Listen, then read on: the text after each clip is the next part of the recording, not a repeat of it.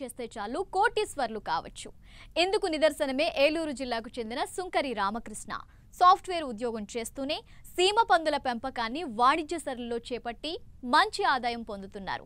తనతో పాటు మరికొంతమందికి ఉపాధి కల్పిస్తూ పలువురికి ఆదర్శంగా నిలుస్తున్నారు.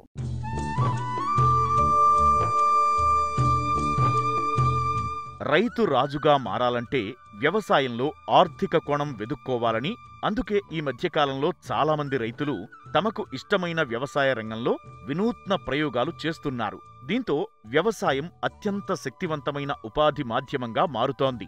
ఎందుకంటే ఇప్పుడు రైతు కుటుంబానికి చెందిన వ్యక్తులు మాత్రమే కాకుండా వృత్తిపరమైన వ్యక్తులు కూడా ఇందులో ఉంటారు.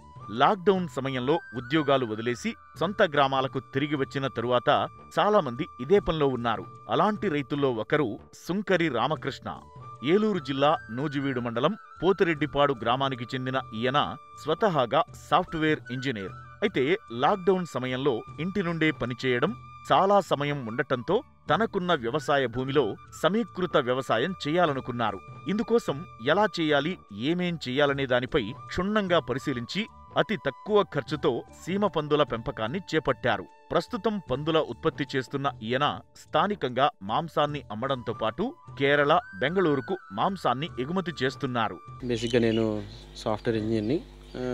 కరోనా టైంలో ఏదైనా ఇంటి నుంచి పనిచేస్తాం కాబట్టి ఏదైనా ఇంటిగ్రేటెడ్ ఫార్మింగ్ లాగా చేద్దామని ఆలోచించి రకరకాల డైరీ ఫార్మ్స్ గురించి, మేకలు, కోళ్ళు, గొర్రెలు ఇలా అన్నీ ఆలోచించి ఏదైతే మనకి అనువుగా ఉండి లాభసాటిగా ఉంటుంది అని ఆలోచించి ఒక సంవత్సరం పాటు అధ్యయనం చేసి ఇంటిగ్రేటెడ్ ఫార్మింగ్ స్టార్ట్ చేశానండి. పందులు, అలాగే మేకలు కూడా బ్లాక్ బెంగాల్, అలాగే కోళ్ళు, పందెం కోళ్ళు ఒకటి స్టార్ట్ చేసాం ఇక్కడ. పందులు ఇది బ్రీడ్ వచ్చి లార్జ్ వైట్ యార్క్షైర్.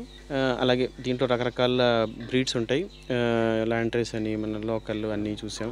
అన్నీ అధ్యయనం చేసినాక మన వాతావరణానికి అనువుగా ప్లస్ మీట్ క్వాలిటీ పరంగా ఏదైతే బాగుంటుందని ఆలోచించి లార్జ్ వైట్ యార్క్షైర్ బ్రీడ్ని సెలెక్ట్ చేసుకున్నాను నేను.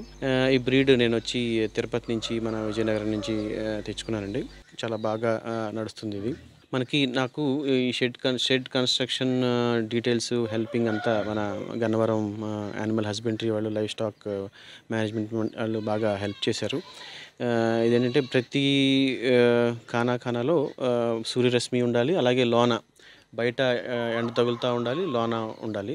సో అలాగే ఈ షెడ్ని నిర్మించుకున్నాము. సో షెడ్ చాలా ఇంపార్టెంట్. కింద కాంక్రీట్ అది చాలా బలంగా వేసుకోవాలి. సో ఈ షెడ్ నాకు అరౌండ్ ఖర్చు వచ్చి 3-4 లక్షల లోపు అయిందండి. మన పందులు ఇన్వెస్ట్మెంట్కి వచ్చి అరౌండ్ 1 లక్ష లోపు అవుతుంది మనకి. నేను పిల్లలు తెచ్చాను కొన్ని విజయనగరం నుంచి, అలాగే పెద్ద పందులు తిరుపతి నుంచి తీసుకొచ్చాను. నా అనుభవంలో పెద్ద పందుల్ని తెచ్చుకోవటం చాలా మంచిది. ఎందుకంటే మనకి అవి ఎమ్మటే ఏనటం స్టార్ట్ అవుతుంది, మనకి పిల్లలు జనరేషన్ స్టార్ట్ అవుతుంది. మనం తెచ్చిన పెద్ద పంది 1-3 మంత్స్ నుంచి మనకి పందులు పిల్లలు పెడతాం వల్ల మనకి వృద్ధి చాలా ఫాస్ట్గా అవుతుంది. అదే పొద్దున్నే ఇది మార్నింగ్ అండ్ ఈవినింగ్ క్లీన్లీనెస్గా ఉంచడం చాలా ఇంపార్టెంట్ అండి. ఇది మనకి ఎంత క్లీన్గా ఉంటే అంత మంచిది. జబ్బులు ఎఫెక్ట్ అవ్వకుండా ఉంటాయి. మేము ఎప్పటికప్పుడు నీట్గా కడిగేస్తూ ఉంటాం మార్నింగ్ అండ్ ఈవినింగ్.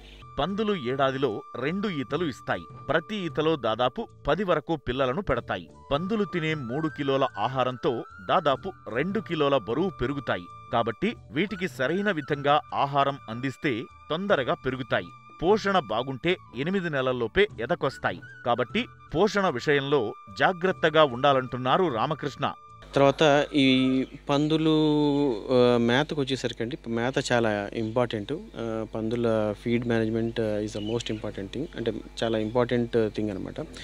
మేము వచ్చేసి రకరకాలుగా మేము ఫీడ్ వేస్తాం. ఒకటి నూక, తౌడు, వేసిన చెక్క, మినరల్ మిక్స్చరు, అలా మొక్కజొన్న ఇవన్నీ కలిపేసి నానబెట్టి దాణాలాగా అది ఒకటి వేస్తున్నామండి.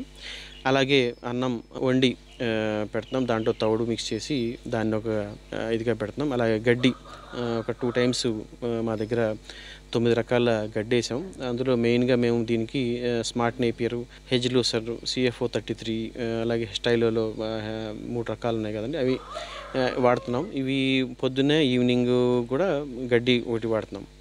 గడ్డి తిన్న ఇవి మాకు చాలా మంచిగా అనిపించింది. పంది గ్రోత్ కూడా చాలా మంచిగా అనిపించింది. సో గడ్డి వేయటం అనేది మేము తెలుసుకుంది ఇక్కడ చాలా మంచిగా ఉంది. అలాగే గవర్నమెంట్ మనకి ఇప్పుడు సబ్సిడీలో టీఎంఆర్ ఇస్తుంది ఇక్కడ ఆంధ్ర గవర్నమెంట్. సో అది కూడా మనం తెచ్చుకుని వేస్తున్నామండి. సో ఫీడ్ మేనేజ్మెంట్ ఇది చాలా ఇంపార్టెంట్ పందులో. మనం ఎంత తక్కువలో మనం ఫీడ్ ఇవ్వగలిగితే మనకు అంత లాభాలు ఉంటాయి. కొంతమంది హోటల్ వేస్ట్ కూడా ఇవ్వటం చాలా మంచిదంటారు. అంటే నాకు ప్రజెంట్ నేను హోటల్ వేస్ట్ వాడట్లేదు, ఎందుకంటే నేను మేజర్ బ్రీడింగ్ కాన్సన్ట్రేషన్ చేశాను కాబట్టి. అందుకని మేము ఎక్కువగా క్వాలిటీ ఫుడ్డే ప్రజెంట్ ఇస్తున్నాం. పందులు పెరిగి మనం కటింగ్కి వెళ్ళే పందులకి చాలా మంచిదండి. వేస్ట్ ఫుడ్ కూడా హోటల్ ఫుడ్ దొరికితే మంచిగా దాన్ని వేసుకుని ఎప్పటికప్పుడు మనం దాన్ని క్లీన్గా ఉంటే అది చాలా మంచిదండి. ఆడపందులకు వచ్చేసరికి నేను హోటల్ వేస్ట్ సజెస్ట్ చేయనండి, ఎందుకంటే ప్రెగ్నెన్సీ ప్రాబ్లమ్స్ రావచ్చు. అందుకు పిల్లలు పుట్టకపోయే ఛాన్సెస్ కూడా ఉంటాయి. మా దగ్గరికి 2-3 కస్టమర్లు కూడా వచ్చారు. వాళ్ళు ఎప్పటి నుంచో పెంచుతున్నామండి, మా పందులు ఏనట్లేదు అని అన్నారు. ఎందుకని ఇక్కడ వాళ్ళకి వచ్చినాక చూసినాక అర్థమైంది ఏంటంటే ఓవర్ ఫుడ్ పెట్టడం కూడా ఆడపందులకి అంత మంచిది కాదు. దానివల్ల ప్రెగ్నెన్సీ పోయే ఛాన్సెస్ ఉంటాయి. ఇది పిల్లలు మనం పుట్టిన పిల్లలకి 4వ రోజున మనం ఐరన్ ఇంజెక్షన్, విటమిన్ ఇంజెక్షన్ వేస్తామండి. ఇది చాలా ఇంపార్టెంట్. అలాగే 14వ రోజున కూడా మళ్ళీ vitamin and iron injection. So ఇవి పిల్లలకి చాలా ఇంపార్టెంట్ అండి, మనం వేయాలి. అలాగే పుట్టిన పిల్లలకు కానీ మధ్యలో కానీ మీకు స్వైన్ ఫీవర్ వ్యాక్సినేషన్ దొరుకుతుందండి, అది కూడా వేసుకోవాలి. ఎందుకంటే స్వైన్ ఈ మధ్య చాలా చోట్ల స్వైన్ ఫీవర్ వల్ల చాలా పందులు ఇబ్బందులు వచ్చినాయని తెలిసింది. అయినా మేము ముందే ప్రివెంటివ్గా వ్యాక్సినేషన్ వేసాం ఇక్కడ. సో మాకైతే ఎలాంటి ఇబ్బందులు కలగలేదు. ఈనిన పందికి కాల్షియం తగ్గుతుంది, ఎందుకంటే పిల్లలు పాలు తాగుతూ ఉంటాయి. పాలు తాగటం వల్ల పందిలో పిగ్ యొక్క కాల్షియం అండ్ న్యూట్రిషన్ తగ్గిపోతాయి. సో మనం దాన్ని స్పెషల్ కేర్ తీసుకోవాలి. ఎస్పెషల్లీ ఈనిన పందికి దాన్ని సపరేట్ ఒక గదిలో పెట్టాలి, పిల్లల్ని దాన్ని సపరేట్గా ఉంచాలి. అలాగే కాల్షియం ఎప్పటికప్పుడు దానికి యాడ్ చేసుకుంటూ, కాల్షియం దొరుకుతాయండి మనకి సప్లిమెంట్స్ బయట. మన దానాలో కాల్షియం కూడా కలిపేసి దాన్ని వేసుకోవటం వల్ల చాలా మంచి యూజ్ ఉంటుందండి. పందులు పెంపకంలో చాలా అంటే మనం పందుల ఎందుకు పెంచాలి అనే ఆలోచన లేకుండా బిజినెస్ పరంగా కమర్షియల్గా ఆలోచించుకుంటే ఇది చాలా వైబుల్ ప్రాజెక్ట్ అండి. ఇది మన కటింగ్కి వచ్చేసరికి అండి, మార్కెటింగ్ విషయంకి వస్తే దీంట్లో రకరకాల ఆప్షన్ ఉండి, మాకు వచ్చేసరికి ఇక్కడ లోకల్గా ప్యాకెట్స్, ఇది మనం బయట అమ్మేది కాదు, ప్యాక్స్లో చేసి తీసుకెళ్తారండి, ఇక్కడ అమ్ముతారు. అలాగే ఫంక్షన్స్కి ఇక్కడ మాకు చాలా ఎక్కువగా వెళ్తుంది.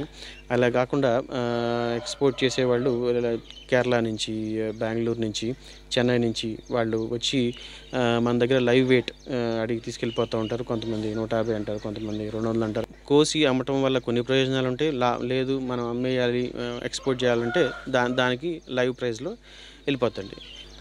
నేను చెప్పే సలహా ఏంటంటే, ముందే ఎక్కువగా కొని తెచ్చుకోకుండా చిన్నగా ఒక 5 పెద్ద పందులు, ఒక మేల్, 5 ఫీమేల్, ఒక మేల్ తెచ్చుకుని చిన్నగా షెడ్ వేసుకుంటే మంచిదండి.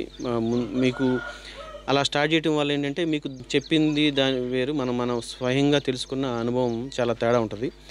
సో నేను చెప్పినట్టుగా పిల్లలు తెచ్చుకుంటే ఆల్మోస్ట్ 1 year దాకా ఆగాలి. అదే మనం పెద్ద పందులు తెచ్చుకుంటే ఏంటంటే ఇమీడియట్గా వితిన్ 6 to 7 months మనకు రిటర్న్స్ వచ్చే ఛాన్సెస్ ఉంటాయి. దానివల్ల చిన్నగా ఒక 5 ఒకటి పెట్టుకుని ఎక్కువగా ఇన్వెస్ట్ చేయకుండా ఫస్ట్ మనకి కావాల్సిన బేసిక్, ఇప్పుడు నేను రేకుల షెడ్ వేసాను ఫస్ట్, తర్వాత వేసవికాలంలో నాకు కొంచెం ఇబ్బందిగా అనిపించి ఇప్పుడు తాటాకులు తీసాం. కిందంతా సేమ్ గోడలు కడతాం, మన ఈ బ్లాక్స్లో వేసుకోవటం, కింద ఫ్లోరింగ్ చాలా కాంక్రీట్తో వేసుకోవటం, ఇవన్నీ కామన్. పైన మీరు వీలైతే శక్తి కొలది అది రేకులా లేదంటే తాటాకులా అనేది మీరు డిసైడ్ చేసుకుని వేసుకోవచ్చండి. ఒకసారి మీకు అనుభవం కలిగినాక ఆ 2 నెలల తర్వాత మీకు ఇంకా శక్తి కొలది ఇంకా పెంచుకోవాలంటే పెంచుకోండి. పందుల పెంపకం కొత్త విషయం కాదు. గతంలో రైతులు సంప్రదాయ పద్ధతిలో మాత్రమే పందులను పెంచుకునేవారు. కాని ఇప్పుడు అది మారింది. పందుల పెంపకానికి కొంత టెక్నాలజీని జోడించడంతో ఇప్పుడు చాలా మార్పులు వస్తున్నాయి. దీంతో ఆదాయం కూడా చాలా పెరిగింది.